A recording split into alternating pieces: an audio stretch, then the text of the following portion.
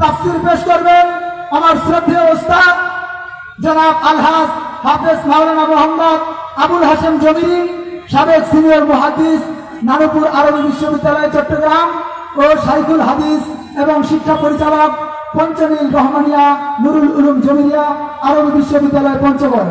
তো হুজুরের অনুমতি সাপেক্ষে তিনার আলোচনার পূর্বে একটি ইসলামী সঙ্গীত আপনাদের সামনে পেশ করবেন জনাব হাফেজ মাওলানা মোহাম্মদ শামীম বিল্লাহ।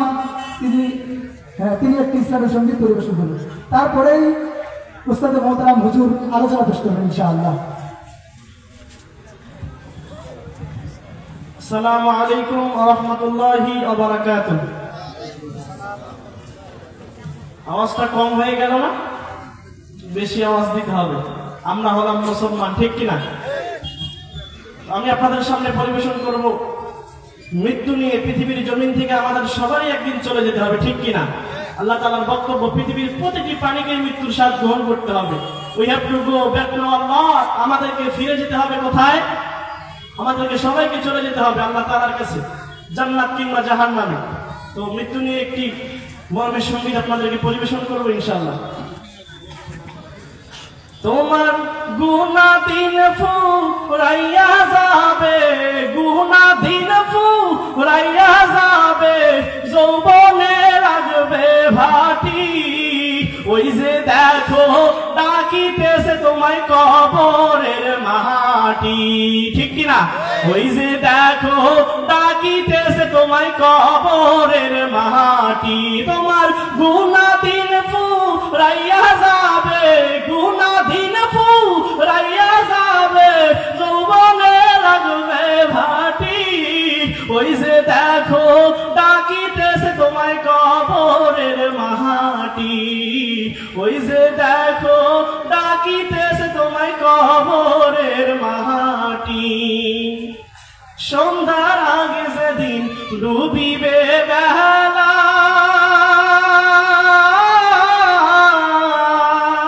এক নিমিষেই সাঙ্গ হবে তোমার রঙেরই মেলা। সন্ধ্যার আগে যেদিন ডুবিবে বেলা,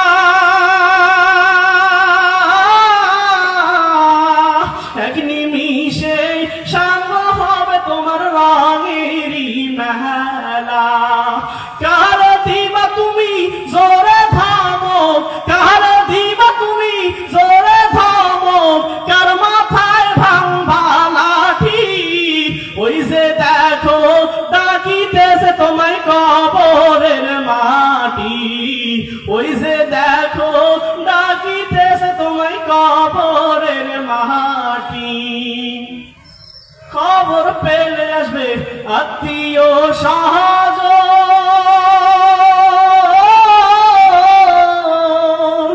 তোমারই চার পাশে পয়সা তারা করিবে ক্রন্দন, ঠিকই? খবর পেয়ে আসবে আত্মীয় স্বজন,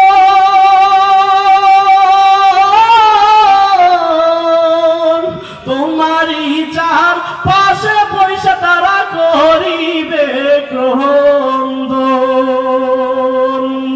ছাড়তে হবে সাদেরই দুনিয়া, ছাড়তে হবে সাজাইবে মনের মতন, সাজাইবে মনের মতন কি সুন্দর পরিপাটি। ওই যে দেখো ডাকিতেছে তোমায় কবরের মাটি। ওই যে দেখো ডাকিতেছে তোমায় কবরের মাটি।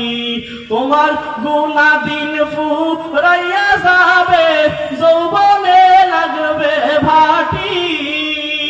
ওই যে দেখো ডাকিতেছে তোমায় কবরের মাটি। ওই যে দেখো ডাকিতেছে তোমায় কবরের মাটি। আসসালামু আলাইকুম ওয়া রাহমাতুল্লাহ।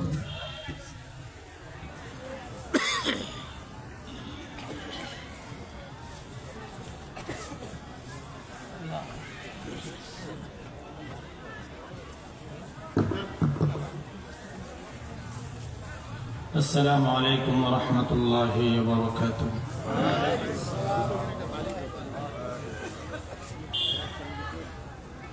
الحمد لله الحمد لله نحمده ونستعينه ونستغفره ونؤمن به ونتوكل عليه ونعوذ بالله من شرور أنفسنا ومن سيئات أعمالنا من يهده الله فلا مضل له ومن يضلله فلا هادي له ونشهد أن سيدنا وسندنا وحبيبنا ومولانا محمدا عبد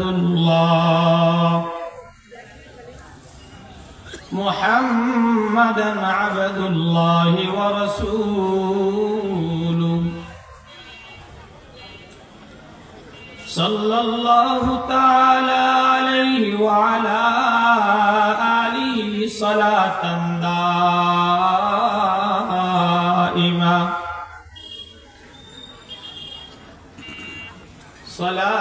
دائمة إلى يوم لقائه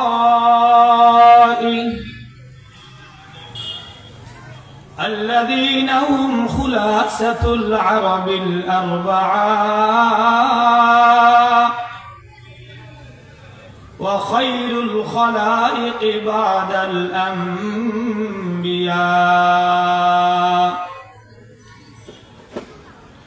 وهم كالنجوم في السماء للاقتداء والاهتداء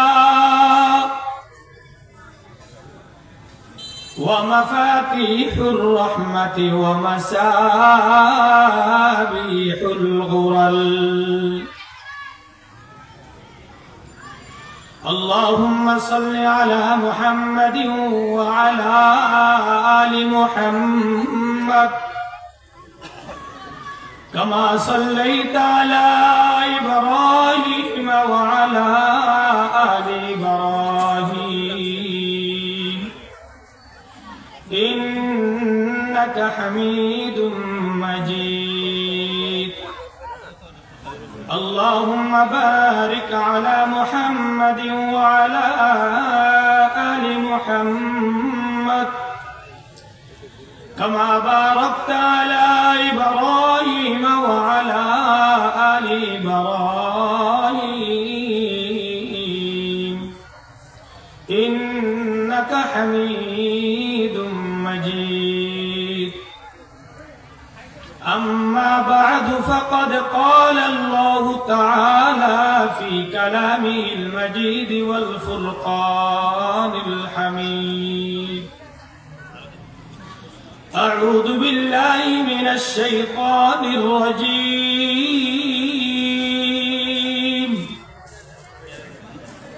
بسم الله الرحمن الرحيم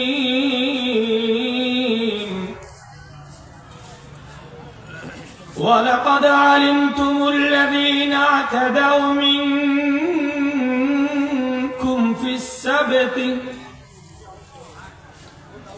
فقلنا لهم كونوا قردة خاسئين وقال سيدنا رسول الله صلى الله عليه وسلم إذا فعلت أمتي 15 خصلة حل بها البلاء فقيل هن يا رسول الله إذا كان المغنم دولا والأمانة مغنما والزكاة مغرما وأطاع الرجل وعق أمه وبر صديقه وجفا أباه وارتفعت الأصوات في المساجد وكان زعيم القوم أرذلهم وأكرم الرجل مخافة شره وشرب الخمور ولبس الحرير واتخذت القينات والمعازف ولعن آخر هذه الأمة أولها فليرتقبوا عند ذلك ريحا حمراء وزلزلة وخسفا ومسخا وقصفا وآيات تتابع كنظام بال قطع سلكه فتتابعا صدق الله العظيم وصدق رسوله النبي الكريم ونحن على ذلك لمن الشاهدين والشاكرين بحث تازہ کے آزار نواشات بحث تازہ کے آزار نواشات কোসে রাবা কোসে কারে নবাশ আলহামদুলিল্লাহ আমিরাবাদ নাতে রাসূল সাল্লাল্লাহু আলাইহি ওয়াসাল্লাম ইসলামিয়া মাদ্রাসা হাফেজ ছাত্রদের ফাগরি প্রদান উপলক্ষে তাফসীরুল কুরআন মাহফিলের শ্রদ্ধাভাজন সম্মানিত সভাপতি আমন্ত্রিত উলামায়ে কেরাম काबिल एहतराम मुरब्बियान आज़म सदर अजलास उलमाए कराम पर्दार आड़ाले पर्दा निशिता मा ओ बोनेरा महान आल्लाह जल्ला जलालुहु व अम्मा नवालुहुर दरबारे लाख कोटी शुक्र जे महान रब्बुल आलामीन आमी एकजन नगण्यके आपनादेर सामने এই দামি জায়গায় বসার সুযোগ করে দিয়েছেন আমি এই জন্য মাওলাই কারীমের দরবারে শুকরগুজার হচ্ছি আলহামদুলিল্লাহ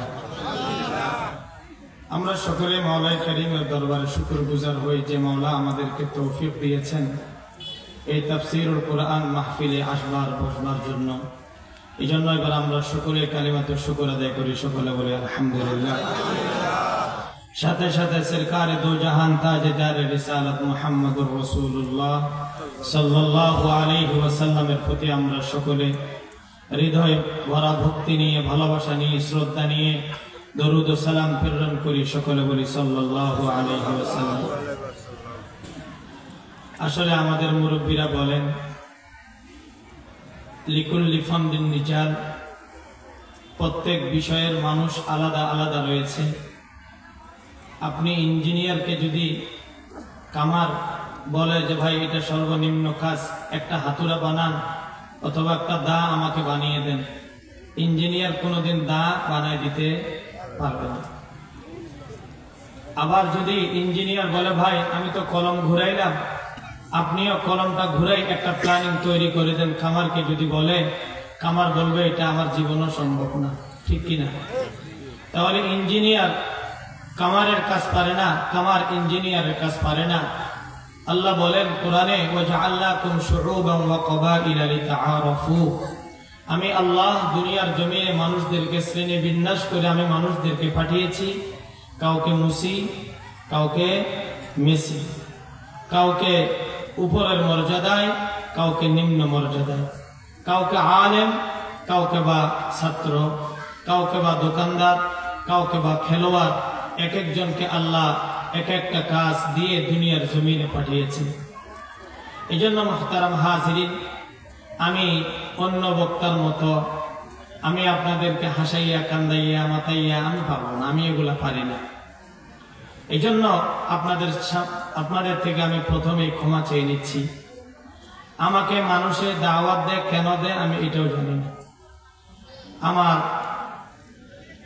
প্রাণের তলাবাই আইজাম ছাত্ররা যাদের সামনে আমরা কিতাব নিয়ে বসেছি হয়তো তারা আজকে যুগের বিখ্যাত ইমাম বুখারী যুগের বড় ইমাম তিরমিজি যুগের বড় ইমাম মুসলিম আমরা হয়তো ইমাম বুখারী পেয়েছি তবে আমি হয়তো ইমাম বুখারী ছাত্র হওয়ার যোগ্যতা রাখি নাই উনাদের সামনে আমরা বসেছি মহব্বতে দাওয়াত দিয়ে দু চার কথা শোনার জন্য আমি আপনারা যেভাবে শুনতে চান আমি ওইভাবে শুনাইতে পারি না, পারবো না। আপনাদের এই মাদ্রাসার মুহতামিম সাহেব হাফেজ মৌলানা আলামিন সাহেব, উনি নানপুর মাদ্রাসায় আমার কাছে পড়েছেন।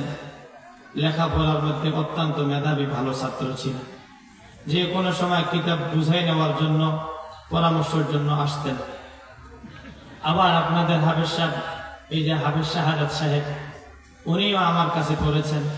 উনিও আমাকে বলতেছেন, হুজুর আমি যে আপনার ছাত্র এটা একটু বলি। আমি তো অত বড় যোগ্য না। মানুষ যখন বড় হয় তখন সবাই বলে এটা আমার আত্মীয়, আর যখন কোনো অপরাধ করে তখন বলে যে আমি চিনি না। ঠিক কিনা বলেন না? তো আমি তো এত বড় যোগ্য ব্যক্তি না যে আমি পরিচয় দিয়ে তাদেরকে দামি বানাবো।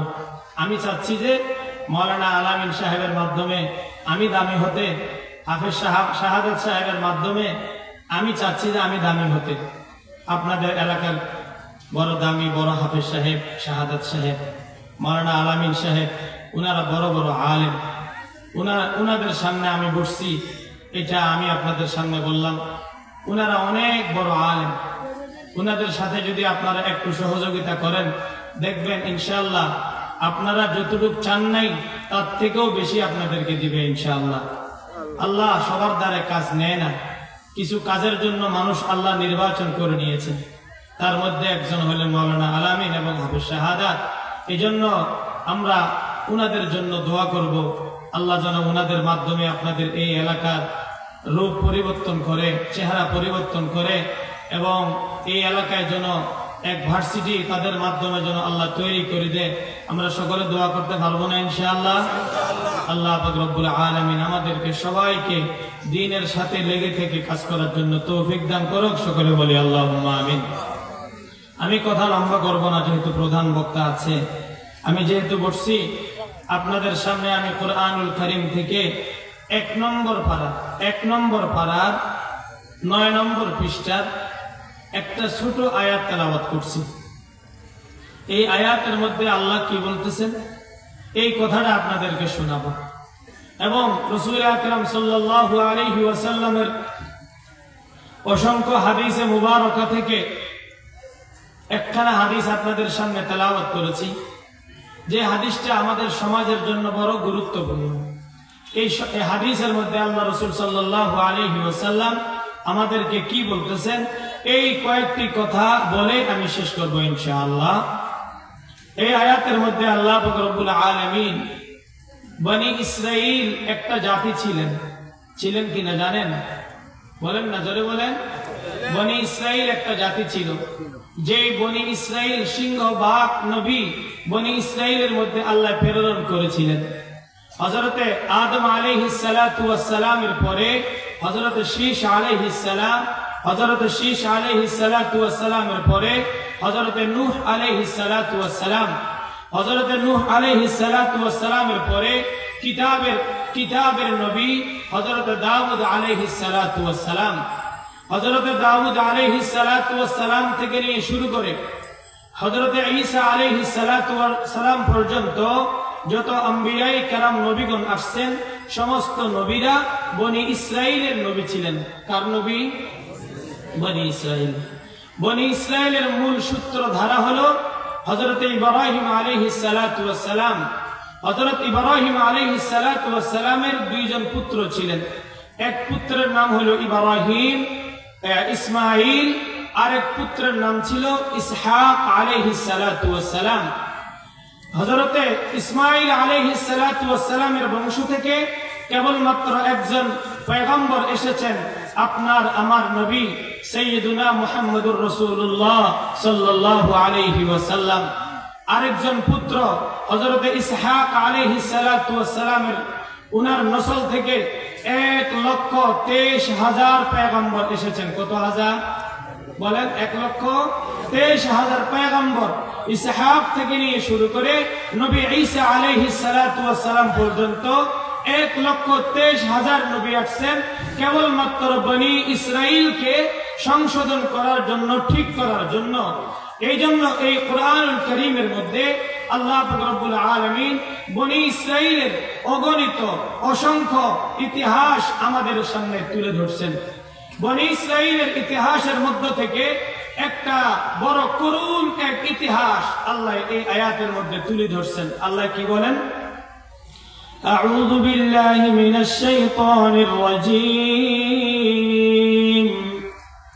ওয়ালাকাদ আলিমতুমুল লাযীনা তাদাউ মিনকুম ফিস সাবতি ফাকুল্না লাহুম কুনু কিরাদাতান খাসিঈন।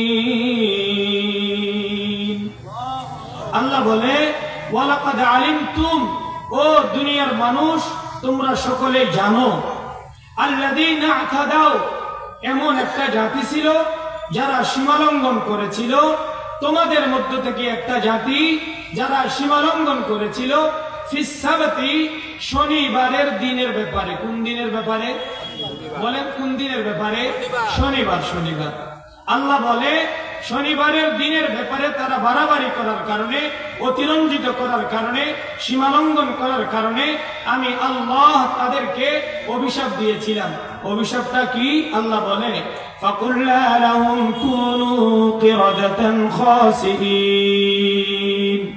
আল্লাহ বলে আমি তাদেরকে নির্দেশ দিয়েছিলাম তোমরা সকলে বানর এবং শুয়োর হয়ে যাও। নাউজুবিল্লাহ বলেন। জোরে বলে তো আপনাকে যে মারহাবা, নিজে নিজে বলবেন তাহলে সওয়াব পাবেন।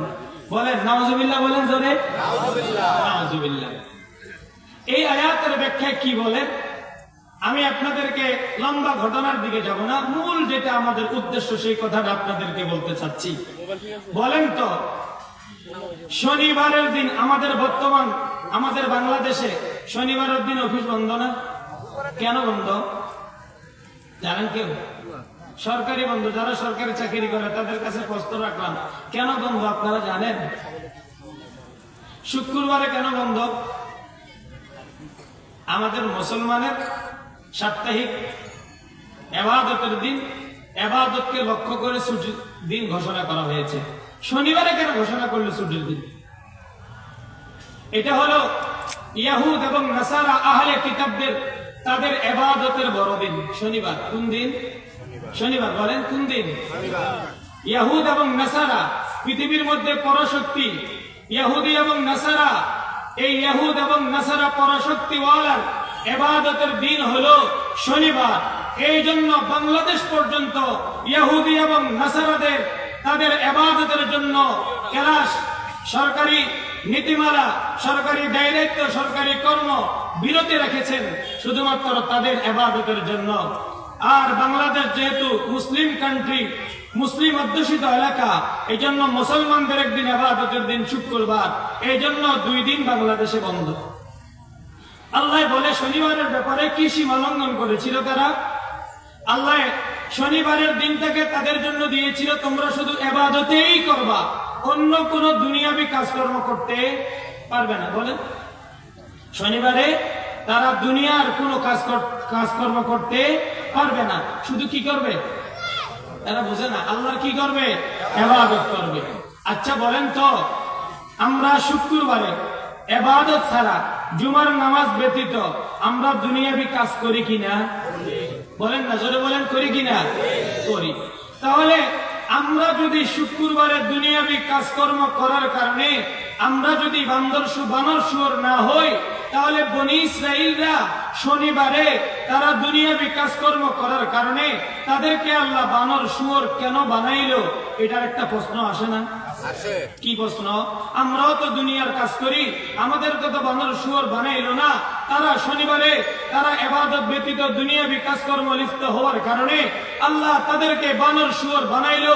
কোন কারণে তাদেরকে বানাইলো, আমাদেরকে কোন কারণে বানাইলো না, এটা জানার দরকার আছে কিনা? আমি কিন্তু 15 বছরের দেশের কীর্তন বলে বলতে পারি না, কারণ আমরা গীবত শুনতে পছন্দ করি, গীবত বলতে আমরা কি করি? পছন্দ করি। যদি কথার পরিপ্রেক্ষিতে আসে ইনশাআল্লাহ আপনাদেরকে আমি গীবতের কিছু বয়ান শোনাবো ইনশাআল্লাহ।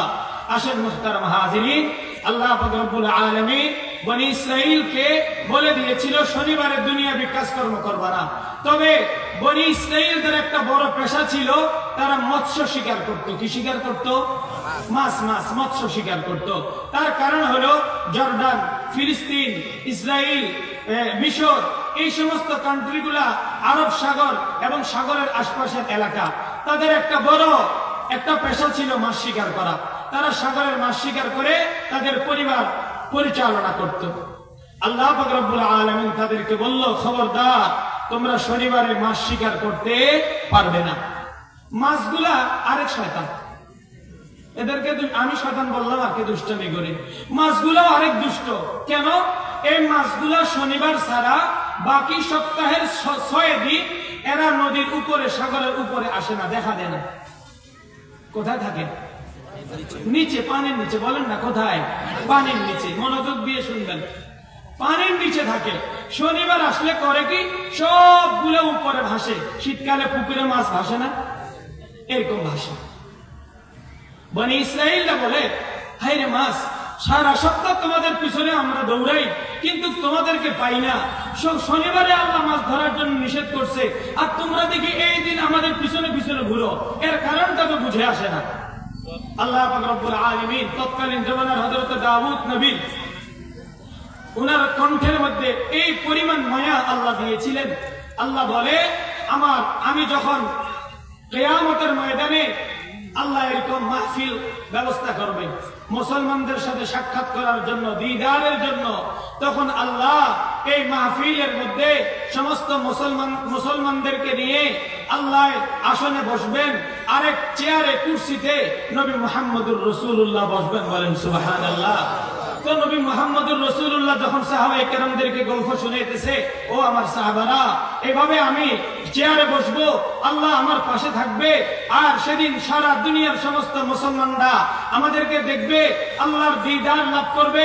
তখন সাহাবায়ে আজমাইনরা প্রশ্ন করেছিল, ইয়া রাসূলুল্লাহ, ইয়া হাবিবাল্লাহ, দুনিয়ার নিয়ম নীতি মাহফিল প্যান্ডেল করলে লাইট লাগে, লাইট লাগে না? লাইট লাগে। বলেন তো ওই মাহফিলের মধ্যে লাইট কি হবে? আল্লাহ রাসূল সাল্লাল্লাহু আলাইহি ওয়াসাল্লাম জবাব দিলেন, বলে, খোদা খুদ মেরে মাহফিল বুদে अंदर ला मुका खसरू, खुदा खुद मेरे महफिल बूदे अंदर ला मुका खसरू, मोहम्मद शमअ महफिल बूदे जे के शब जाए कमम बूदम। নবী মুহাম্মদুর রাসূলুল্লাহ বলে, ও আমার সাহাবারা, শুনো শুনো, যেদিন আল্লাহ পাক রব্বুল আলামিন তোমাদেরকে সাক্ষাৎ দেওয়ার জন্য, দিদার দেওয়ার জন্য মাহফিলের ব্যবস্থা করবে, ওই দিন আল্লাহ পাক রব্বুল আলামিন আমি মুহাম্মদুর রাসূলুল্লাহর চেহারার মধ্যে এমন এক নূরের ঝলক তৈরি করে দিবে, আমি মুহাম্মদুর রাসূলুল্লাহর চেহারা থেকে এক এক সময় এক এক রকমের লাইটের আলো বের হবে। যেমন নাকি আপনারা গেটের মধ্যে লাইট লাগাইছেন, ওই গেটের মধ্যে লাইটের আলো এক একবার এক এক রকম জ্বলে। আল্লাহ রাসূল বলো, আমার সাহাবারা, আমি মুহাম্মদুর রাসূলুল্লাহর চেহারার মধ্যে আল্লাহ এমন লাইট ফিট করে দিবে, আমি মুহাম্মদুর রাসূলুল্লাহর চেহারা থেকে এক এক সময় এক এক রকম আলো বের হতে থাকবে। ওই লাইটের আলো দিয়ে পুরো ময়দানকে আলোকিত করবে। বলে, আমি মুহাম্মদুর রাসূলুল্লাহর আলো যেরকম নাকি যেই কালারের বের হবে, উপস্থিত মুসলমান যারা দিদারের জন্য আসবে, তাদের চেহারার কালার গুলাও, তাদের চেহারার মুখমণ্ডল গুলাও ওই কালার হয়ে যাবে। এটা হলো 1 নম্বর পুরস্কার। মুহতারাম হাজিরিন, তো সাহাবায়ে কেরামরা নবী মুহাম্মদুর রাসূলুল্লাহকে জিজ্ঞাসা করছিলেন। তো নবী মুহাম্মদুর রাসূলুল্লাহর ইতিহাসটা পড়ে আগের এই বনি ইসরায়েলের ইতিহাসটা বলতে চাইতেছি। দাউদ নবীর কণ্ঠ বড় সুন্দর ছিল। ওই দাউদ নবীকে বলবে, দাউদ, পৃথিবীর মধ্যে এত সুন্দর কণ্ঠওয়ালা কাউকে বানাই নাই, তোমাকে বানিয়েছিলাম। তুমি আজকে একটু কোরআনটা তেলাওয়াত করো। সুবহানাল্লাহ। কোরআন তেলাওয়াতের কথা বলবে কাকে? দাউদ নবীকে। দাউদ নবীকে জাবুর কিতাব দিয়েছিলেন। কোন কিতাব? জাবুর কিতাব। বলেন না কোন কিতাব? জাবুর কিতাব। হযরত দাউদ আলাইহিস সালাতু ওয়াস সালাম শনিবারের দিনে দাউদকে জাবুর কিতাব তেলাওয়াত করত। বলে, দাউদ নবীর কণ্ঠ এত সুন্দর ছিল, এত সুন্দর ছিল। বলে, জাবুর কিতাব তেলাওয়াত শোনার জন্য সমস্ত সাগরের মৎস্যগুলো উপরের দিকে ভাসি আসতো, জঙ্গলের বাঘ ভাল্লুক সামনে আসতো। জঙ্গলের বাঘ ভাল্লুক পর্যন্ত কোনো মানুষের ক্ষতি করত না। আল্লাহ পাক রব্বুল আলামিন বলে, ও বনি ইসরাইল, নদীর মাছগুলাকে দেখছো, আসলে তারা তোমাদের সাক্ষাতের জন্য আসে নাই। এই সাগরের মৎস্যগুলা সবগুলো উপরে আসছে দাউদ নবীর তেলাওয়াত শোনার জন্য, দাউদ নবীর তেলাওয়াত শোনার জন্য। অতএব তোমরা শনিবারে ইবাদতের মধ্যে ব্যস্ত থাকবা, মৎস্য শিকার করবা না। তখন বনি ইসরাইলের মধ্যে 3টা দলে বিভক্ত হলেন। কয় দলে? বলেন না, জোরে বলেন না ভাই। কয় দল? 3 দল। একদল তারা মাছ শিকার করার জন্য কলসি তৈরি করলো, বুদ্ধি বানাইলো।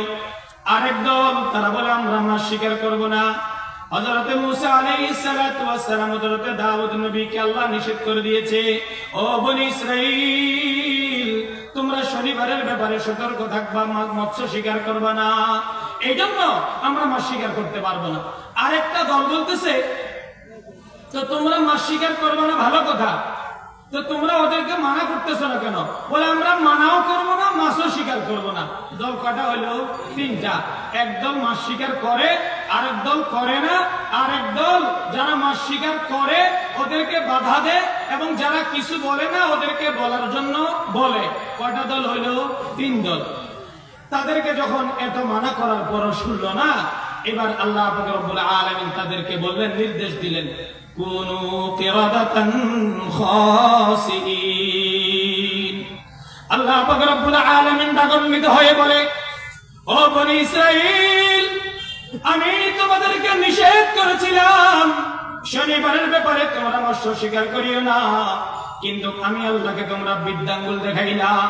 অতএব যারা আমি আল্লাহকে বৃদ্ধাঙ্গুল দেখাইলা, আমি আল্লাহ তোমাদেরকে বানর এবং শুয়োর বানাইয়া দিলাম। এখন তারা বানর এবং শুয়োর হয়ে তারা নিজের ঘরে বারান্দায় সবাই বসে বসে কাঁদতেছে। আল্লাহ তাদের রূপটাকে, চেহারাটাকে বানর বানিয়েছিল, মনটাকে বানর বানায় নাই, যার কারণে তারা তাদের আত্মীয় স্বজনদেরকে চিনত।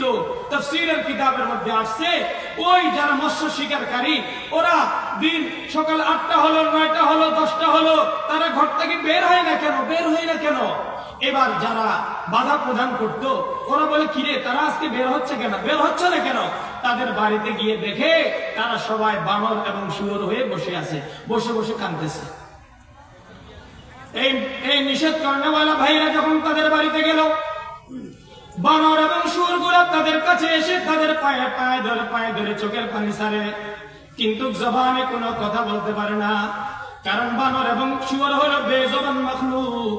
আল্লাহ তাদেরকে কথা বলার জন্য শক্তি দেয় নাই, কিন্তু চোখের পানি ঝরঝর করে পড়ে। আর এলাকার মানুষ যারা নিষেধ করছিল তারা বলতেছে, হায় রে ভাই, তোমাদেরকে নিষেধ করছিলাম শনিবারে মাছ ধরার ব্যাপারে, তোমরা আমাদের কথা শুনলা না। আমাদের কথা না শুনিয়া তোমরা সবাই আজকে আল্লাহর অভিশপ্ত বানর এবং শুয়োর হয়ে গেলা। এই কথা বলার পরে তারা আরো বেশি কাঁদতেছে। তাফসীরের কিতাবের মধ্যে আসছে, তারা 3 দিন পরে মৃত্যুবরণ করছে। কয়দিন? ওইখান থেকে সূত্র ধরে অনেকে বলে বানর থাকি মানুষ। না, মানুষ থাকি বানর। বলেন কোন থেকে বানর? বলেন না, মানুষ থাকি বানর। যারা অপরাধ করে তাদেরকে আল্লাহ বানর শুয়োর বানায়। প্রশ্ন হলো আপনাদের কাছে, বলেন তো মাছ শিকার করাটা কি হালাল কাজ না হারাম কাজ? তারা বুঝে না মনে হয়, জোরে বলেন না, হারাম কাজ না হালাল কাজ? তারা কি হালাল কাজ করে বানর শুয়োর হয়েছে, নাকি হারাম কাজ করে? হালাল কাজ করে। হালাল কাজটা আল্লাহর নীতিমালা অনুযায়ী হয় নাই, এই জন্য আল্লাহ তাদের উপরে নারাজ হয়েছেন। এখন আসেন আমাদের কথায়। প্রশ্ন হলো, উম্মতে মুহাম্মদীরাও তো শুক্রবারে জুমার নামাজ পড়ে নাই, যে এরকম হাজারো মানুষ আছে কিনা? জোরে বলেন না, আছে কিনা? আমাদের যুবক ভাইয়েরা মোবাইল নিয়ে শুক্রবারও ফিল্ম মুতালা করে, ফিল্ম দেখে 2 ঘন্টা 2.5 ঘন্টার ফিল্ম, আছে কিনা? ও যুবক, আল্লাহ চাইলে তোমার চক্ষু, ইন্না সামআ ওয়াল বাসারা, আল্লাহ চাইলে তোমার চোখের জ্যোতি আল্লাহ নিয়ে যেতে পারতো কিনা? নেই কেন? দুনিয়া সাজা এবং কাজা কা জায়গা নেই হ্যায়, এটা শাস্তির জায়গা নয়। শাস্তির জন্য আল্লাহ বলে, উইদ্দাত লিল কাফিরিন, আমি জাহান্নামকে তৈরি করে রেখেছি শাস্তি দেওয়ার জন্য। এই জন্য কেউ যদি দুনিয়ার জমিনে শাস্তির জন্য অপেক্ষায় থাকেন, কোশ্চিন কালেও আপনার কাছে শাস্তি আসবে না। শাস্তি কোথায়? জাহান্নামে। প্রশ্ন হলো, উম্মতে মুহাম্মদীরাও তো গুনাহ করে, আল্লাহ এদেরকে কেন বানর এবং শুয়োর বানায় না, এটার এক বিশাল ইতিহাস রয়েছে। ইতিহাস কি? নবী মুহাম্মদুর রাসূলুল্লাহ সাল্লাল্লাহু আলাইহি ওয়াসাল্লাম যখন মরজে ওয়াফাত শেষ বয়সে চলে আসলেন, আল্লাহ রাসূল সাল্লাল্লাহু আলাইহি ওয়াসাল্লাম অসুস্থ। আল্লাহ রাসূল সাল্লাল্লাহু আলাইহি ওয়াসাল্লাম একবার হুঁশ হয়, আবু বকরকে ডাকে, আবু বকর আমার উম্মতের কি অবস্থা? আবু বকর বলে, ইয়া রাসূলুল্লাহ, ইয়া হাবিবাল্লাহ, আপনার উম্মত তো সবাই মসজিদে আছে, নামাজের জন্য তৈরি আছে। আল্লাহ রাসূল সাল্লাল্লাহু আলাইহি ওয়াসাল্লাম আবু বকরকে বলে, আবু বকর আমাকে ধরো, আমাকে নামাজের দিকে নিয়ে যাও, আমিও আমার উম্মতের সাথে নামাজ পড়তে চাই। একবার নয়, দুইবার নয়, তিনবার নয়, আমার হাবিব মুহাম্মদুর রাসূলুল্লাহ সাল্লাল্লাহু আলাইহি ওয়াসাল্লাম নামাজের জন্য উঠে আবার বেহুশ হয়, আবার নামাজের জন্য উঠে আবার বেহুশ হয়, তিনবার বেহুশ হয়। আবু বকরকে ডাকি বলে, আবু বকর আমি মুহাম্মদুর রাসূলুল্লাহর আর শক্তি নেই নামাজ পড়ার জন্য, এই জন্য আবু বকর তুমি ইমামতি করো, আমি মুহাম্মদুর রাসূলুল্লাহ যদি পারি আমার উম্মত আবু বকরের পিছনে আমি মুহাম্মদ ইক্তেদা করব। রাসূল এই কঠিন মুহূর্ত নামাজ ছাড়েন নাই, আর আমরা নামাজকে নামাজেই মনে করি না, ইবাদতেই মনে করি না, ঠিক কি না? বলে নবী মুহাম্মদুর রাসূলুল্লাহ মৃত্যুর শয্যায়, মালাকুল মউত এসে দরজায় সালাম দেয়, আসসালামু আলাইকা ইয়া হাবিবাল্লাহ, আসসালামু আলাইকুম ইয়া রাসূলুল্লাহ। রাসূল আকরাম সাল্লাল্লাহু আলাইহি ওয়াসাল্লামের কলিজার টুকরা ফাতেমা ঘরের মধ্যে দাঁড়া। ফাতেমা বলে, কে রে ভাই, তুমি বাইরে থেকে বারবার সালাম দিচ্ছ, আমার আব্বা জান এখন দুনিয়া ছেড়ে আখিরাতের দিকে চলে যাবে, আমার আব্বা কারো সালামের জবাব দিতে পারবে না, কেন তুমি বিরক্ত করতেছো, আমার তো বুঝে আসে না। জিবরাইল মউত বলে, কে মুহাম্মদ, দুনিয়ার জমিনে আমি জিবরাইল কারো ঘরে ঢোকার সময় অনুমতি নেই নাই, একমাত্র তুমি মুহাম্মদুর রাসূলুল্লাহর কাছে অনুমতি নিয়ে ঢুকতে চাই, যদি আপনি পারমিশন দেন তাহলে আমি মালাকুল মউত আজরাইল আপনার ঘরে ঢুকবো, আর যদি আপনি পারমিশন না দেন আমি মালাকুল মউত আপনার ঘরে ঢুকবো না। এবার মুহাম্মদুর রাসূলুল্লাহ বলে, ও মা ফাতেমা, মালাকুল মউতকে আসতে দাও, দরজা খুলে দাও। মালাকুল মউত ঘরে ঢুকলো, ঢোকার পরে আল্লাহ রাসূলকে বলে, ইয়া রাসূলুল্লাহ, আল্লাহ আমাকে পাঠিয়েছে আপনার জান কবজ করার জন্য, তবে একটা জিনিস বলার জন্য বলেছে, আপনি যদি চান আপনার রফিকে আলা আল্লাহকে যদি গ্রহণ করেন তাহলে আমি আপনাকে নিয়ে যাব, আর যদি বলেন আপনি দুনিয়ার জমিনে থাকবেন তাও আল্লাহ আপনাকে অধিকার দিয়েছে। মালাকুল মউত কেবল একজনকেই সুযোগ দিয়েছিলেন, সুযোগ। নবী মুহাম্মদুর রাসূলুল্লাহ বলে, আমি তো একাই কোনো কথা বলতে পারি না, কারণ আল্লাহ কি বলে, ওয়ান নাজমি ইযা হাওয়া মা দাল্লা সাহিবুকুম ওয়া মা গাওয়া ওয়া মা ইয়ানতিকু আনিল হাওয়া ইন হুয়া ইল্লা ওয়াহয়ু ইউহা। মুহাম্মদুর রাসূলুল্লাহ ঠোঁট চলে না যতক্ষণ পর্যন্ত আরশে আজিম থাকে, ঠোঁট লড়ে না। সুবহানাল্লাহ বলেন। আল্লাহ পাক রব্বুল আলামিন বলে জিবরাইলকে, জিবরাইল যাও আমার হাবিব জবান খুলতে রাজি না, আমার হাবিবের কাছে যাও, আমার হাবিবকে বলে দাও আমার হাবিব যেন আমি আল্লাহকে গ্রহণ করিয়া নে। আসতে জিবরাইল আমিন আসি আল্লাহ রাসূল সাল্লাল্লাহু আলাইহি ওয়াসাল্লামকে বলে, আসসালাতু ওয়াসসালামু আলাইকা ইয়া রাসূলুল্লাহ, আসসালাতু ওয়াসসালামু আলাইকা ইয়া হাবিবাল্লাহ। জিবরাইল আমিনকে যখন রাসূল দেখলেন, আল্লাহ রাসূলের আত্মা মুবারক বিশাল বড় হয়ে গেলেন। মুসিবতের সময় যখন কোনো আপনজনকে দেখে মানুষের মন অনেক বড় হয়ে যায়, ঠিক কিনা? আল্লাহ রাসূল জিবরাইলকে দেখে মন অনেক বড় হয়ে গেল। আল্লাহ রাসূল বলে, ভাই জিবরাইল, আমি তো তোমার অপেক্ষায় ছিলাম, তুমি কেন এতক্ষণ পর্যন্ত আসতেছো না? এবার আল্লাহ রাসূল বলে, মালাকুল মউত আসছে আমাকে জান কবজ করার জন্য। মালাকুল মউত বলে আমাকে নিয়ে যাবে। দুইটা অপশন দিয়েছে আমাকে, আমি চাইলে রফিকে আলা আমার আল্লাহকেও গ্রহণ করতে পারি, আমি চাইলে আমার উম্মতের মায়ায় আমি দুনিয়াও থাকতে পারি, কোনটা গ্রহণ করব? আমার আল্লাহ কি বলেছে একটু আপনি বলেন। জিবরাইল আমিন আলাইহিস সালাতু ওয়াস সালাম বলে, ও মুহাম্মদ, তুমি ইখতারতা রাব্বিয়াল আলা, তুমি তোমার রব্বে আলাকে রব্বে করিমকে গ্রহণ করে নাও। মুহাম্মদুর রাসূলুল্লাহ বলে ঠিক আছে, আমি আমার রবকে গ্রহণ করলাম, তবে একটা প্রশ্ন আছে। এবার মালাকুল মউত আল্লাহর রাসূলের সিনার উপরে হাত রাখলেন। কিসের উপরে? কেন? জান কবজ করবে। আল্লাহ রাসূল সাল্লাল্লাহু আলাইহি ওয়াসাল্লাম বলে, আজরাইল একটু দাঁড়াও, জান তো কবজ করবে, তবে একটা কথা তো থেকেই গেল। বলে কথাটা কি? এবার জিবরিলকে বলে, ভাই জিবরাইল, তুমি আমার আল্লাহকে একটা সালাম জানাইবা মুহাম্মদুর রাসূলুল্লাহর পক্ষ থেকে, এবং আমার আল্লাহকে বলবা, ও আল্লাহ, তোমার বান্দা মুহাম্মদ তো তোমাকে গ্রহণ করে নিল, তবে তোমার বান্দা মুহাম্মদের উম্মতের কি উপায় হবে এটা একটু জানার জন্য আপনার কাছে পাঠাইলো। জিবরিল আমিন আল্লাহর কাছে গেল, আল্লাহকে সালাম দে, ও আল্লাহ, আপনার প্রিয় হাবিব মুহাম্মদুর রাসূলুল্লাহ আপনাকে গ্রহণ করছে, তবে একটা কথা উনি জানতে চাইছে তার উম্মতের কি অবস্থা হবে। বলেন তো ভাই, এরকম কঠিন মুহূর্তে কে কার খবর নেই? বলেন তো, কেউ কারো খবর নেই? জোরে বলেন না, কেউ কারো খবর নেই।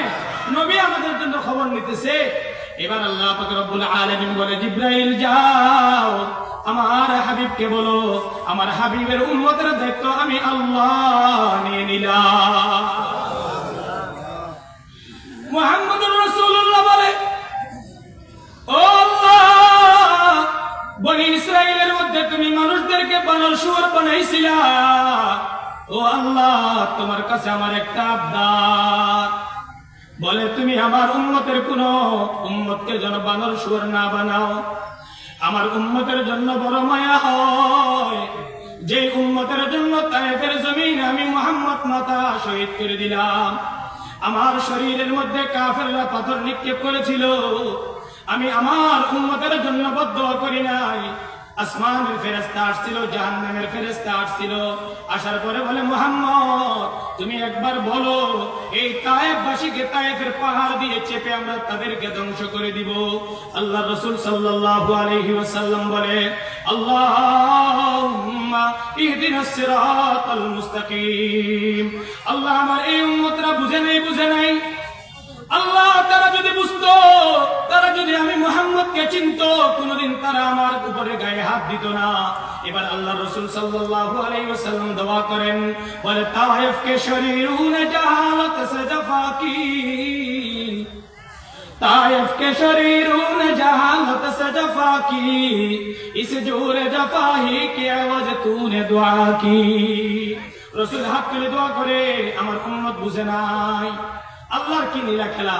তায়েফের জমিনে অল্প দিনের মধ্যে সমস্ত তায়েফের মানুষ ইসলাম গ্রহণ করলেন। তায়েফের জমিনকে আল্লাহ এত উর্বর করছেন, তায়েফের জমিন থেকে পুরা পৃথিবীতে যত ফসল উৎপন্ন হয় তার থেকে বেশি ফসল উৎপন্ন হয় তায়েফের জমিনে। বলেন সুবহানাল্লাহ, এটা রাসূলের বরকত। এবার রাসূল দোয়া করলেন, আল্লাহ আমার উম্মতদেরকে বানর শুয়োর বানাইও না, অন্য অন্য উম্মতের নেই। আল্লাহ বলে, দোয়া কবুল করলাম, তবে মুহাম্মদ আমি আল্লাহ যেটা সিদ্ধান্ত নিয়ে নি এটা কিন্তু আমি ছাড়ি না। আমার বিধান যারা মানবে না আমি আল্লাহ তাদেরকে বিকৃত করেই ছাড়বো। তবে মুহাম্মদ তোমার দোয়া আমি কবুল করলাম। আমি পূর্বের উম্মতদেরকে বিকৃত ঘটাইছিলাম, তাদের রূপ চেহারা মনকে বিকৃত ঘটাই নাই। তবে মুহাম্মদ তোমার দোয়ার কারণে আমি তোমার উম্মতের চেহারাকে বিকৃত করব না, তবে তোমার উম্মতের মন মানসিকতাকে বিকৃত করে দেব। এখন প্রশ্ন হলো, বলেন তো, বনি ইসরাইল যদি তারা অবাধ্যতার কারণে আল্লাহ যদি তাদেরকে বানর এবং শুয়োর বানায়, তাহলে আমরা দৈনিক কয়টা অবাধ্যতা করি?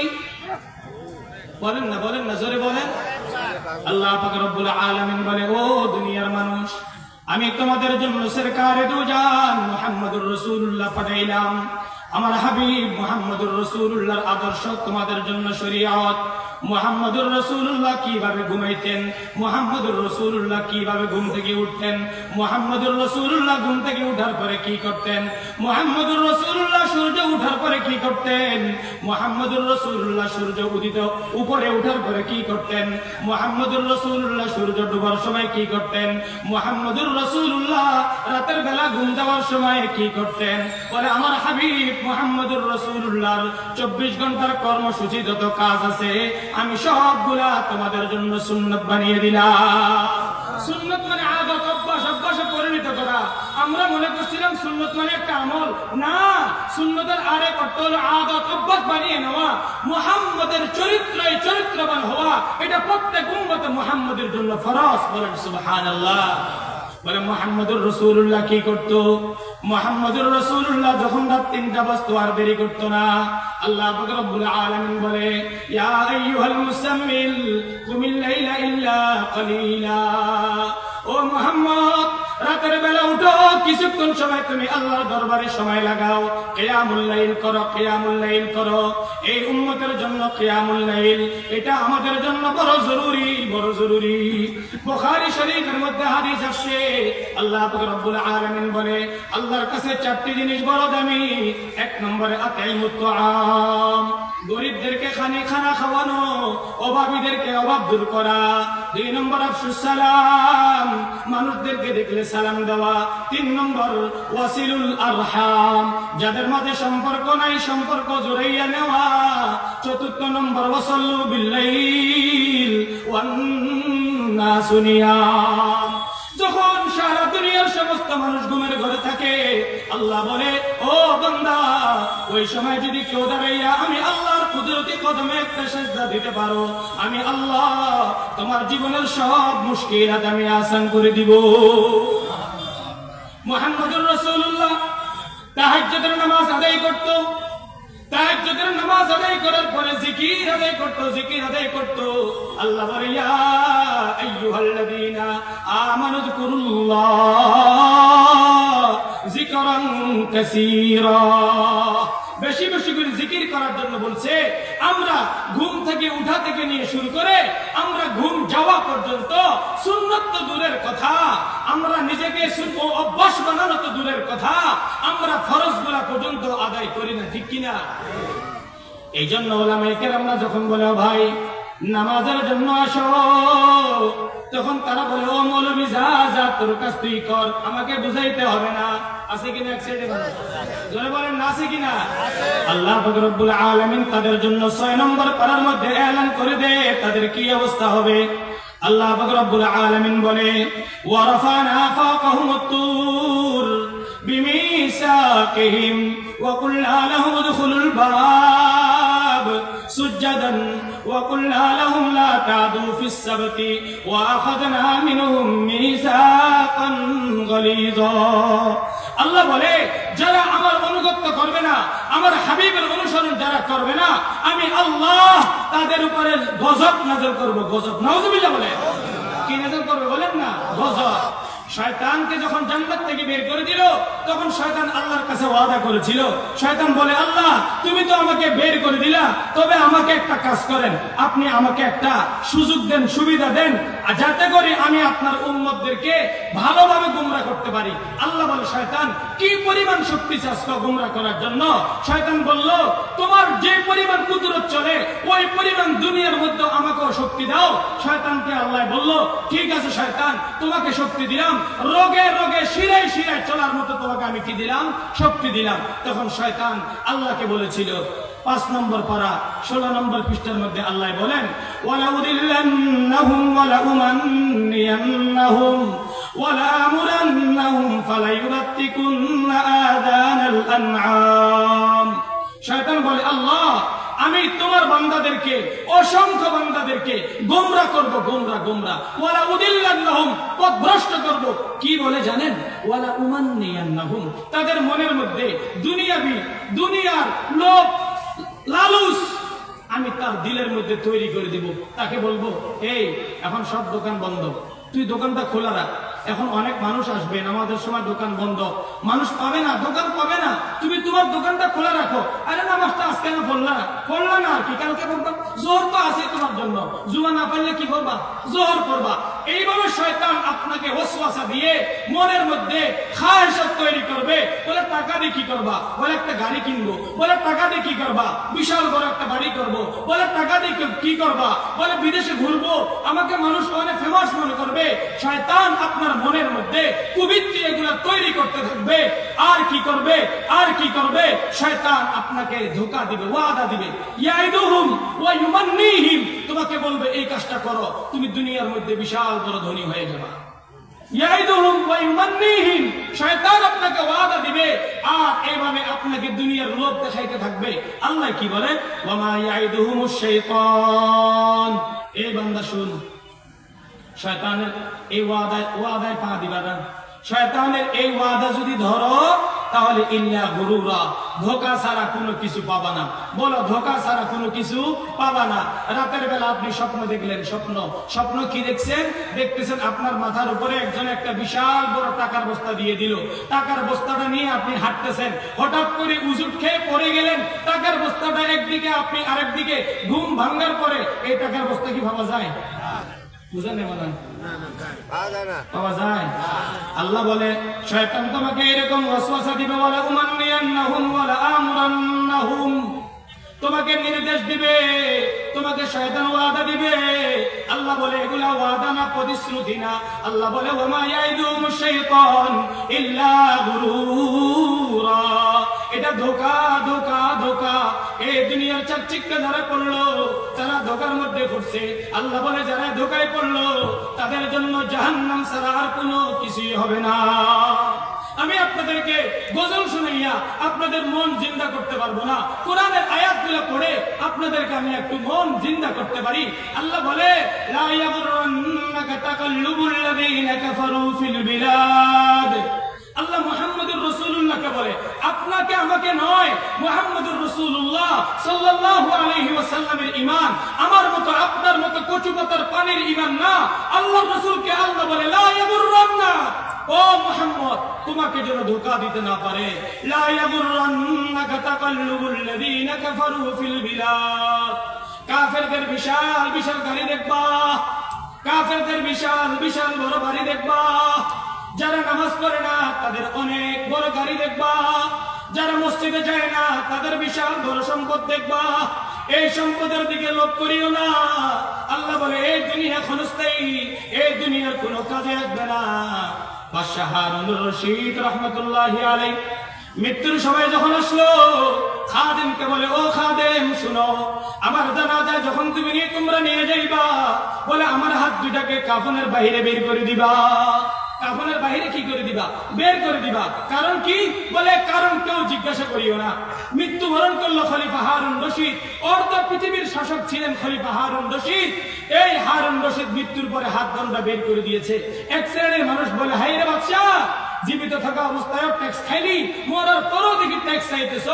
গায়েব থেকে আওয়াজ আসছে হারুনের লাশ থেকে, বাদশাহ হারুনের রশিদের লাশ থেকে আওয়াজ বের হয়েছে যে হারুন তোমাদের ট্যাক্স চায় না, হারুন তোমাদেরকে শিখাইতেছে আমি অর্ধ পৃথিবীর বাদশা ছিলাম, আমার জন্য বিমানের ব্যবস্থা ছিল, আমার জন্য ঘোড়ার ব্যবস্থা ছিল, আমার জন্য গাড়ির ব্যবস্থা ছিল, আমার জন্য প্রটোকলের ব্যবস্থা ছিল, কিন্তু আজকে আমি একজন বাদশা খালি হাত দিয়ে কবরের পথিক হয়েছি। रूह रग रग से निकाली जाएगी, रूह रग रग से निकाली जाएगी, तुझ पे एक दिन खाको डाली जाएगी। মালাকুল মউত আসবে, বলবে ও জান তুমি বের হও, বের হও। যদি ইমানদার হয় কালমা পড়তে পড়তে তার জীবনটা চলে যাবে, আর যদি বেঈমান হয় বেঈমানকে বলবে হাতের আঙ্গুলের গোড়া দিয়ে জান বের হওয়ার জন্য, পায়ের আঙ্গুল দিয়ে বলবে জান বের হওয়ার জন্য। আরেক হাদিসের মধ্যে আসছে পিছনের রাস্তা দিয়ে বলবে জান বের করার জন্য। এটা তো সম্ভব না। জাহান্নামের ফেরেশতারা তার জানকে টেনে টেনে বের করে জাহান্নামের তলদেশের দিকে যাবে। ওয়া ইন্নাল ফুজ্জারা লাফি জাহিম। আর এক শ্রেণীর মানুষ লানত করতে থাকবে, অসংখ্য ফেরেশতারা বলবে এই রূহটা কার, এই রূহটা কার, এই রূহটা কি এত দুর্গন্ধ কেন, এত দুর্গন্ধ কেন? আর সে আজিম থেকে আওয়াজ আসবে, বলে এই রূহওয়ালাটা, এই রূহটা তারা দুনিয়ার জন্য বড় লোভী ছিল, দুনিয়া ছাড়া কোনো কিছু বুঝতো না, হারাম বুঝে না, হালাল বুঝে না, আল্লাহর ইবাদত বুঝতো না, আল্লাহর পাবন্দি করতো না। এই ব্যক্তির রূহটা বড় দুর্গন্ধ হয়েছে, এই জন্য তার রূহটাকে নিয়ে জাহান্নামের তলদেশের দিকে যাচ্ছে। আর যদি ইমানদার হয়, ওয়া ইন্নাল আবরারা লাফি নাঈম, আল্লাহ বলে যদি জান্নাতি হয় তার এই রূহকে নিয়ে আসমানের দিকে যাবে, আর তার রূহ থেকে মিশকাম্বরের ঘ্রাণ বের হবে, আর সমস্ত ফেরেশতারা তাকে মারহাবান মারহাবান মারহাবান বিকুম বলে বলে তাকে স্বাগতম জানাতে থাকবে। বলেন সুবহানাল্লাহ। আল্লাহর আরশে যখন যাবে, আল্লাহ বলবে এই রূহটা কোন বান্দার? তখন মালাকুল মউত বলবে আল্লাহ তোমার অমুক বান্দা। আল্লাহ তো ভালোভাবেই জানে, সাক্ষী রাখছে ফেরেশতাদেরকে। আল্লাহ বলবে আমার ওই বান্দাকে নাঈম নামক জান্নাতের মধ্যে দিয়ে দাও। সুবহানাল্লাহ। মুহতারাম হাজিরিন, আমাদের দুইটা শ্রেণী আছে, মিন যাকারিন আও উনসা। একটা শ্রেণীর নাম হলো পুরুষ, আর একটা শ্রেণীর নাম হলো মহিলা। আমাকে মাওলানা আলামিন সাহেব মহিলাদের বয়ান করার জন্য বলেছিলেন। আমার পূর্বের দুইজন বক্তা মহিলাদের বিষয়ের উপর বয়ান করছে, আমি এই জন্য এটাকে প্রাধান্য দিই নাই। তবে মহিলাদের জন্য বয়ানের অত্যন্ত দরকার, অত্যন্ত দরকার। কেন দরকার? আমি আপনাদেরকে বুখারী শরীফের একটা লম্বা হাদিস শুনে আমি আমার কথা শেষ করব ইনশাআল্লাহ। বুখারী শরীফের হাদিস কি? রাসূল আকরাম সাল্লাল্লাহু আলাইহি ওয়াসাল্লাম ফজরের নামাজ আদায় করে সাহাবায়ে কেরামদের দিকে মুখ করে ঘুরে বসতেন। সাহাবায়ে কেরামদেরকে বলতো, ও আমার সাহাবারা, আজকে কি তোমরা কেউ কোনো স্বপ্ন দেখছো? সাহাবায়ে কেরামরা বলতো, ইয়া রাসূলুল্লাহ, ইয়া হাবিবাল্লাহ, আজকে আমি একটা এরকম স্বপ্ন দেখছি, এরকম একটা স্বপ্ন দেখছি। আল্লাহ রাসূল সাল্লাল্লাহু আলাইহি ওয়াসাল্লাম ওই স্বপ্নের ব্যাখ্যা দিত। এভাবে একদিন নয়, দুই দিন নয়, তিন দিন নয়, কিছুদিন অতিবাহিত হওয়ার পরে আল্লাহ রাসূল সাল্লাল্লাহু আলাইহি ওয়াসাল্লাম বলে, ও আমার উম্মতেরা, আজকে কেউ কোনো স্বপ্ন দেখছনি? সমস্ত সাহাবারা বলে, ইয়া রাসূলুল্লাহ, ইয়া হাবিবাল্লাহ, আজকে আমরা কোনো কেউ স্বপ্ন দেখি নাই।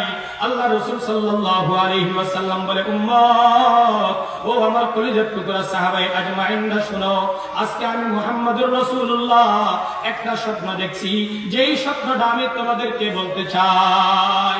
সাহাবায়ে কেরামরা বলে, ইয়া রাসূলুল্লাহ, ইয়া হাবিবাল্লাহ, আপনি স্বপ্ন কি দেখছেন একটু আমাদেরকে বলেন। মুহাম্মদুর রাসূলুল্লাহ সাল্লাল্লাহু আলাইহি ওয়াসাল্লাম বলে, ও আমার সাহাবা, আমি রাতের বেলা ঘুমের মধ্যে ছিলাম, দুইজন মানুষ আসলো।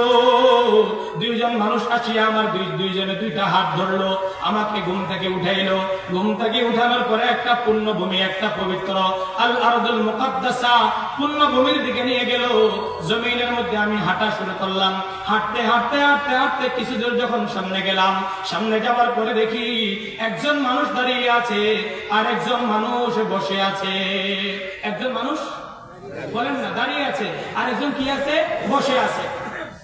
বলে দাঁড়ানো ব্যক্তির হাতে একটা কাল্লু, উর্দু ভাষায় জাম্বুর বলে কেচি, কেচি লোহার কেচি। বলে এই দাঁড়ানো ব্যক্তিটা লোহার কেচি নিয়ে বসা ব্যক্তির গালের এই চওয়াল এখান থেকে কাটা শুরু করতেছে। কাটতে কাটতে কাটতে এই পর্যন্ত যখন আসে, আবার এই ব্যক্তিটা ঘুরে আবার এই দিকে আসে, এই দিক থেকে কাটা শুরু করে। কাটতে কাটতে যখন আবার এই পর্যন্ত আসে, তার এই গালটা ভালো হয়ে যায়। এই গাল যখন কাটে আবার এই গাল ভালো হয়ে যায়। জনাবে মুহাম্মদুর রাসূলুল্লাহ ওই দুইজন ব্যক্তিকে বলল, ও ভাই, এই ব্যক্তি দুজনকে তার পরিচয় একটু আমাকে দিবানি।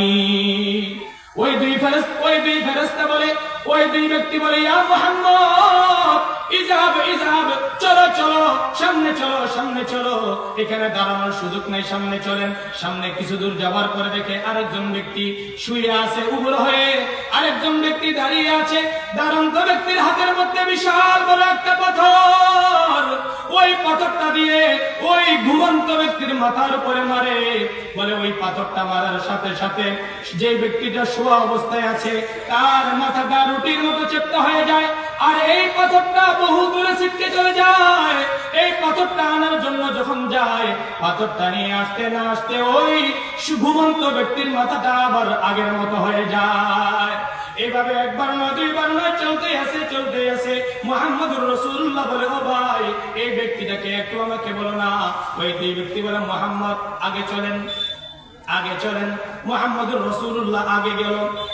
আগে যাওয়ার পরে দেখে বিশাল বড় একটা তন্দুর চুলা, যে চুলার মধ্যে কিছু পুরুষ এবং মহিলা উলঙ্গ অবস্থায় আছে। বলে এই তন্দুর চুলার আগুন যখন উপরের দিকে উঠে, এই উলঙ্গ পুরুষ এবং মহিলা গুলা উপরের দিকে উঠতেছে। আবার মনে হয় যে বের হয়ে যাবে, বের হয়ে যাবে, এমন অবস্থা যখন হয় আবার চুলার নিচের দিকে ওই মহিলা পুরুষ গুলো চলে যায়। নবী মুহাম্মদুর রাসূলুল্লাহ বলে, ও ভাই এগুলা কে, একটু আমাকে বলো না। তারা বলে, ভাই মুহাম্মদ সামনে চলো, সামনে চলো। মুহাম্মদুর রাসূলুল্লাহ সামনে গেলেন, যাওয়ার পরে আরেকজন আরেকটা জায়গা দেখতে পাইল, বিশাল বড় এক নদী। নদীতে কি থাকে বলেন, কি থাকে? পানি থাকে। ওই নদীতে পানি নাই, ওই নদীতে রক্ত আর রক্ত। বলে ওই রক্তের নদীর মধ্যে একজন ব্যক্তি সাঁতার কাটে, হাবুডুবু খাইতে খাইতে মাঝখানে যায়, আবার কিনারে আসে। বলে নদীর কিনারে একজন ব্যক্তি দাঁড়ান্ত আছে, তার হাতের মধ্যে অনেকগুলা পাথর। ওই নদীর মধ্যে সাঁতার কাটনেওয়ালা ব্যক্তি যখন কিনারে আসে, ওই কিনারের ব্যক্তিরা পাথর নিয়ে তার মাথার উপরে নিক্ষেপ করে, আবার ওই মানুষটা নদীর মাঝখানে চলে যায়। এভাবে বারবার রিয়াকশন চলতেছে।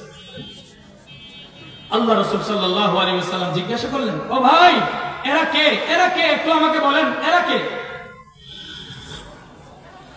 ওই দুই ব্যক্তি বলে, মুহাম্মদ সামনে চলো। সামনে যাওয়ার পরে একটা সুন্দর বাগানের দিকে গেল। বাগানের মধ্যে দেখে বিশাল বড় এক সুন্দর বৃক্ষ, একটা গাছ। ওই গাছের নিচে একজন বয়োজ্যেষ্ঠ বৃদ্ধ বুড়া মানুষ কিছু বাচ্চা নিয়ে বসে বসে কোরআন শরীফ শিখাইতেছে। আল্লাহ রাসূল সাল্লাল্লাহু আলাইহি ওয়াসাল্লাম জিজ্ঞাসা করলো, ও ভাই এরা কারা, একটু বলো না। বলে, মুহাম্মদ সামনে চলো। গাছের গোড়া দিয়ে ঘুরে ওই দিক যখন গেল, দেখো ওই গাছের গোড়ার নিচে আর একটা বৃদ্ধ মানুষ বসে বসে আগুন ফুকাইতেছে, আগুনের তেজ বাড়াইতেছে। আল্লাহ রাসূল জিজ্ঞাসা করলো, ভাই এই ব্যক্তিটাকে? বলে, সামনে চলো। এবার মুহাম্মদ রাসূলুল্লাহর হাত ধরে ওই বিশাল বড় বৃক্ষের উপরে উঠাইলো। উঠানোর পরে দেখে বিশাল বড় একটা সুন্দর ঘর। এমন ঘর আল্লাহর রাসূল বলে, মা রাআইতু আহসানা ওয়া আজমালা কাত্তু, এত সুন্দর ঘর আমি আর কোনোদিন জিন্দেগিতেও দেখি নাই। ঘরের ভিতরে ঢুকে এলো। ঘরের ভিতরে ঢোকার পরে দেখে বুড়া, বুড়ি, জওয়ান, যুবক, যুবতী, শিশু, কিশোর সবাই এই ঘরের মধ্যে আনন্দ উল্লাস করতেছে। আল্লাহ রাসূলকে বের করে নিয়ে আসলো। আনার পরে এর উপরে আরেকটু উপরে নিয়ে গেল, সেখানে আরেকটা সুন্দর ঘর। রাসূল বলে আগের ঘরটা থেকেও আরো কোটি গুণ সুন্দর। সুবহানাল্লাহ বলেন। সেখানে দেখতেছে কিছু যুবক, কিছু বৃদ্ধ। রাসূল জিজ্ঞাসা করলো, এরা কারা? এবার রাসূল সাল্লাল্লাহু আলাইহি ওয়াসাল্লাম বলে ফেললো, আমাকে সারা রাত তোমরা অনেক ঘুরাইছো, আমি আর ঘুরতে চাই না। এবার আমাকে এগুলার ব্যাখ্যা না দেওয়া পর্যন্ত আমি এক পা আমি আগে বাড়াবো না। এবার ওই দুই ব্যক্তি ব্যাখ্যা দেওয়া শুরু করলো। ওই দুই ব্যক্তি বর্ণনা দেওয়া শুরু করলো। বর্ণনা দিতেছে। মুহাম্মদুর রাসূলুল্লাহ সাল্লাল্লাহু আলাইহি ওয়াসাল্লামকে বলে, মুহাম্মদ তোমার বাড়ির থেকে যখন বের হইলা, সর্বপ্রথম একজন ব্যক্তি দেখলা, বা ব্যক্তিটা বসে আছে, আরেকজন দাঁড়িয়ে আছে, তার গাল কাটতেছে, গাল কাটতেছে। এই ব্যক্তিটা কে জানি? বলে, এই ব্যক্তিটা ছিল দুনিয়ার মধ্যে মৃত্যু। উনি এমন এমন মিথ্যা কিছু খবর ছড়াইয়া দিত, যে মিথ্যা খবরগুলো অল্প সময়ের মধ্যে সমাজের মধ্যে ভাইরাল হয়ে যেত, এবং সে গীবত করত, শিকায়াত করত। এই ব্যক্তির শাস্তি কিয়ামত পর্যন্ত এরকমই চলতেই থাকবে। তাহলে মিথ্যা খবর প্রচার করা এবং গীবত করার শাস্তি হইল তার গাল কাটতে থাকবে এইভাবে কিয়ামত পর্যন্ত। কিয়ামতের পরে কি হবে ওটা তো পরে, কিয়ামত পর্যন্ত এইভাবে চলতে থাকবে। রাসূল সাল্লাল্লাহু আলাইহি ওয়াসাল্লাম উম্মতদেরকে বলে, উম্মত আমার এমন এক সময় আসবে, যে সময়ে আমার উম্মতের মধ্যে তিনটা গুনাহ এমন ভাবে প্রচলন হবে, যে গুনাহগুলোকে আমার উম্মতেরা গুনাহ মনেই করবে না। বলেন, কি মনে করবে না?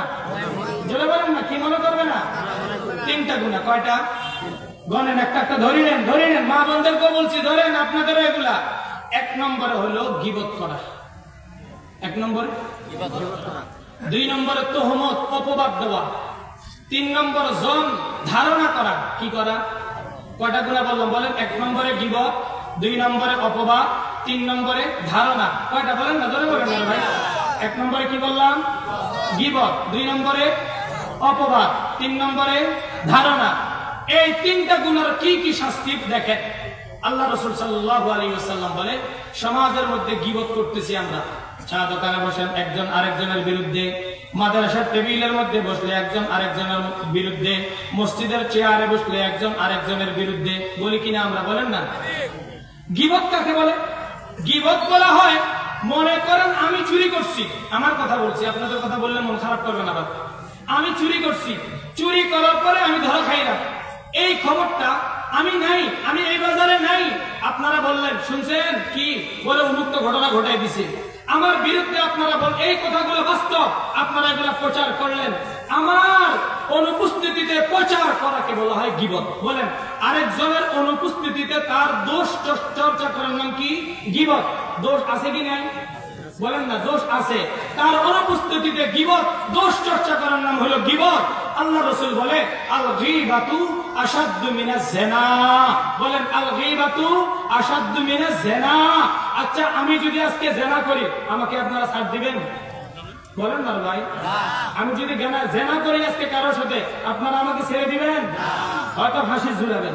কিন্তু রাসূল বলে গীবত করা আশাদ্দু মিনাজ জিনা। জিনার কি গুনাহ, তার থেকেও ডবল গুনাহ হলো গীবতের গুনাহ। আমরা করি কিনা সমাজে গীবতের গুনাহ? 2 নম্বর আমরা অপবাদ দিই। অপবাদ কি দিই? অপবাদ কি? অপবাদ হইল অপরাধ করে নাই, মনে করেন যে বড় আলামিন সাহেব মাদ্রাসা করতেছে, ওনার একটা গাড়ি দেখছে ভালো, কিছু সংখ্যক মানুষ বলতেছে আরে সব মারি খাই ফেলতেছে, সব মারি, বলেন না, সব মারি খেয়ে ফেলতেছে। এই যে আপনি একটা মিথ্যা অপবাদ দিলেন, এই অপবাদের কারণে কি হয় জানেন? আল্লাহর আরশ 2 কারণে কাঁপে। কয় কারণে আল্লাহর আরশ কাঁপে? জোরে বলেন, কয় কারণে? 1 নম্বর কারণ নেক কাজের কারণে, আর একটা হলো বদ কাজের কারণে। নেক কাজটা কি? নেক কাজ হলো কোন আল্লাহর বান্দা যখন আল্লাহর জিকির করে, লা ইলাহা ইল্লাল্লাহ, লা ইলাহা ইল্লাল্লাহ, এই জিকির যখন বান্দা তেলাওয়াত শুরু করে, আল্লাহর আরশে আজিমের খুঁটি লড়া শুরু করে। আল্লাহ পাক রব্বুল আলামিন আরশ বহনকারী একজন ফেরেশতাকে বলে, ওয়া ইয়াহমিলু আরশা রাব্বিকা ফাওকাহুম ইয়াওমা ইদিন সামানিয়া। যে 8 জন ফেরেশতা আল্লাহর আরশ বহন করতেছে, তাদেরকে বলে, ও ফেরেশতা, আমার আরশ কেন কাঁপছে একটু বলো। তখন তারা বলে, ও আল্লাহ, আপনার এক বান্দা জমিনের মধ্যে আপনার কালিমা তাইয়্যিব পড়তেছে, এই জন্য আজকে এই আরশ কাঁপতেছে। আল্লাহ বলে, ও ফেরেশতারা, তোমরা সাক্ষী থাকো, আমি আল্লাহ ওই বান্দার জীবনের গুনাহগুলো মাফ করে দিলাম। লা ইলাহা ইল্লাল্লাহর এত ফজিলত। আরেকটা গুনাহ আল্লাহর আরশ কাঁপায়, ওটা হলো অপবাদের গুনাহ। কোন ব্যক্তি দোষ করে নাই, ওই দোষটা যখন তার উপরে চাপিয়ে দেওয়া হয়, তখন আল্লাহর আরশ কাঁপতে থাকে। তখন আল্লাহ বলে, ও ফেরেশতা, আমার আরশ কাঁপতেছে কেন? তখন ফেরেশতারা বলে, আল্লাহ, তোমার এক বান্দার বিরুদ্ধে অপবাদ দেওয়া হয়েছে। তখন আল্লাহ বলে, লানাতুল্লাহি আলাইহি ওয়াল মালাইকাতি ওয়ান নাসি আজমাইন। ও ফেরেশতারা, শুনো শুনো, ওই বান্দার উপরে আমার লানত, ওই বান্দার উপরে ফেরেশতাদের লানত। আল্লাহ বলে, শুধু ফেরেশতা আর আমার লানত না, বলে ওই ব্যক্তির উপরে সারা দুনিয়ার সমস্ত মানুষের লানত, অভিশাপ। অপবাদের গুনাহ, আল্লাহর অভিশাপ, ফেরেশতাদের অভিশাপ, সারা দুনিয়ার সমস্ত মানুষদের অভিশাপ। এরপরেও আমরা অপবাদ দিতে আমরা কোনো দ্বিধাবোধ করি না। আজকে থেকে কারো অপবাদ দিব? যদি বলেন অপবাদ দিব, কারো গীবত করব? গীবত করলে আমার করবো। বলেন, গীবত করলে কার করব? আমার নিজের গীবত করব, নিজের দোষ চর্চা করব, আল্লাহ মাফ করে দিবে। 3 নম্বর জন। আল্লাহ বলে, ইন্না বা'দাজ জন্নি ইসমুন। ধারণার গুনাহ, এটা এমন একটা গুনাহ। ধারণা কাকে বলে? একজন পুরুষ কোন ঘর থেকে বের হয়, বের হওয়ার সময় তার লুঙ্গি ঠিক করে, আরেকজনে ধারণা করে, আরে ওই বাড়ির মধ্যে তো একটা মহিলা ছাড়া কেউ নাই, এই মানুষটা লুঙ্গি রাখতে রাখতে বের করা হইলো, নিশ্চয়ই কোনো কাজ ঘটাইছে। এরকম যখন ধারণা করে, ওই ব্যক্তি যদি ওই গুনাহ না করে, আল্লাহ পাক রব্বুল আলামিন বলে, ও বান্দা, তুমি যে ধারণা করলা, ধারণার যদি ভুল হয়, তাহলে আল্লাহ পাক রব্বুল আলামিন তোমাকে ওই ধারণার গুনার মধ্যে একদিন না একদিন পতিত করবেই করবে। আমরা ধারণা করে নিজের উপরে মুসিবত কেন টানিয়ে আনতেছি। এই জন্য আমরা কারো গীবত করব না, কারো কাউকে অপবাদ দিব না, কারো উপরে ধারণা করব না। এই জন্য গাল কাটা শাস্তি, গাল কাটতেছে, এটা বড় এভাবে কিয়ামত পর্যন্ত চলতে থাকবে। 2 নম্বর ব্যক্তি, মুহতারাম হাজিরিন, সময় স্বল্প, 2 নম্বর ব্যক্তি শুয়ে আছে, আরেকজন ব্যক্তি পাথর মারতেছে। জিজ্ঞাসা করা হলো পাথর কেন মারতেছে? বলে এই ব্যক্তি আলেম ছিলেন, কোরআনের হাফেজ ছিলেন, রাতের বেলা নামাজ আদায় করতো না, আল্লাহর কোরআন তেলাওয়াত করতো না, দিনের বেলা কোরআন মতো আমল করতো না। মুহতারাম হাজিরিন, যারা কোরআনের তেলাওয়াত করে না, যারা কোরআন মতো জীবন পরিচালনা করে না, আল্লাহ রাব্বুল আলামিন বলে এই সমস্ত বান্দাদেরকে বানর শুয়োরে পরিণত করে দেয়, তাদের মন বিকৃত হয়ে যায়, এজন্য তাদের কাছে নামাজ রোজা আর ভালো লাগে না। 3 নম্বর ব্যক্তি, নদীর মধ্যে দেখছিলেন, কোথায় নদী? নদী। ওই ব্যক্তিকে বলে ওই ব্যক্তি গরিবের রক্ত চুষা টাকা নিয়ে নিত, সুদের বিনিময়, ঘুষের বিনিময় হারাম ভক্ষণ করত। আল্লাহ তাকে এইভাবে কিয়ামত পর্যন্ত নদীর রক্তের মধ্যে হাবুডুবু খাওয়াইতে থাকবে। কিয়ামতের পরে বিচার হওয়ার পরে তাকে সর্বনিম্ন জাহান্নাম তাকে দিবে। নাউজুবিল্লাহ বলেন। 4 নম্বর, তুন্দুর চুলার মধ্যে পুরুষ এবং মহিলা আগুনের মধ্যে উলঙ্গ উঠতেছে আর নামতেছে। এরা কারা?